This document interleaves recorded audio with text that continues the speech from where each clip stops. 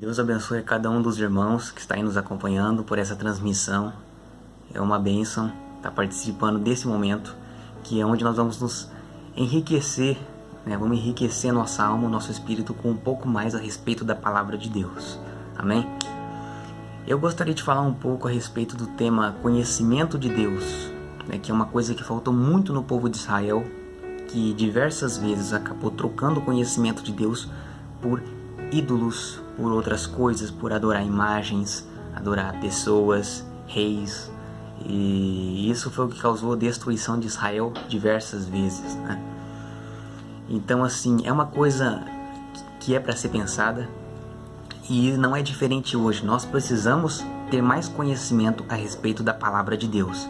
Eu gostaria de ler uma escritura de Oséias, capítulo 4, verso 6, que nos diz o seguinte: O meu povo foi destruído porque lhe faltou conhecimento. Porque tu rejeitaste o conhecimento, também eu o rejeitarei, para que não sejas sacerdote diante de mim, e visto que te esqueceste da lei do teu Deus, também eu me esquecerei dos teus filhos.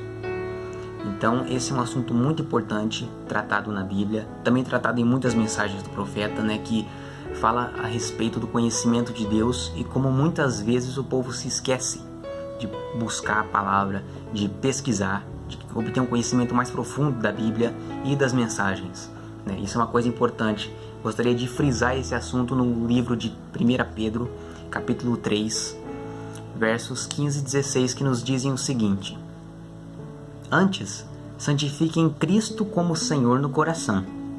Estejam sempre preparados para responder a qualquer que lhes pedir a razão da esperança que há em vocês. Contudo, façam isso com mansidão e respeito, conservando a boa consciência, de forma que os que falam maldosamente contra o bom procedimento de vocês fiquem envergonhados de suas próprias calúnias. Então, aqui está frisado que é importante você conhecer a palavra de Deus e explicar para as pessoas com a mansidão necessária para que elas entendam da melhor maneira possível o que você está tentando explicar para elas a respeito da palavra, né? Então esse é um detalhe muito importante para que a gente consiga inclusive escapar de doutrinas erradas, né? Existem tantas doutrinas erradas por aí e que às vezes vêm com uma roupagem de santidade, mas no fundo não são nada santas, né?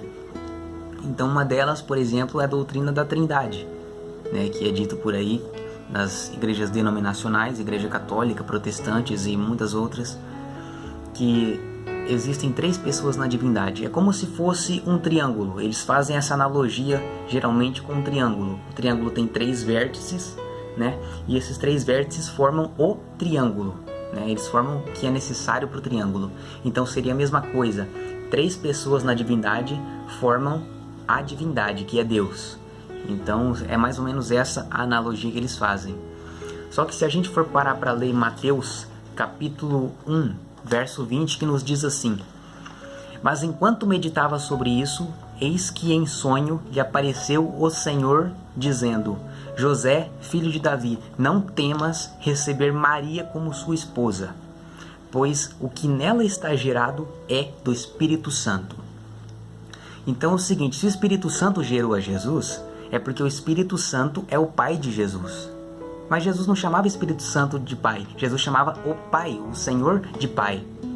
Só que é o seguinte, então como é que pode ser duas pessoas distintas? Espera aí, quem era o verdadeiro Pai de Jesus? Era o Pai que Jesus falava ou era o Espírito Santo que gerou Jesus dentro de Maria?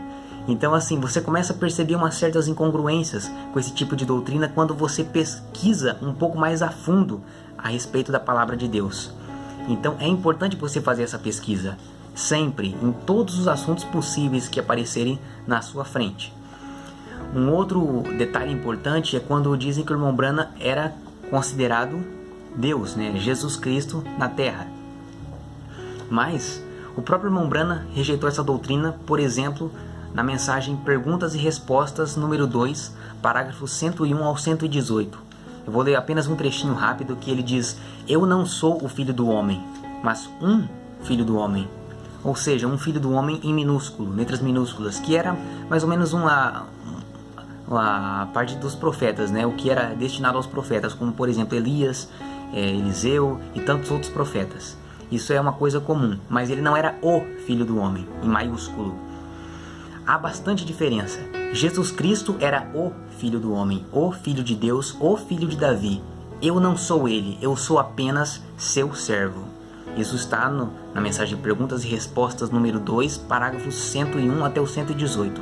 Lá vai estar completo se você quiser ler e se aprofundar mais a respeito desse importante tema.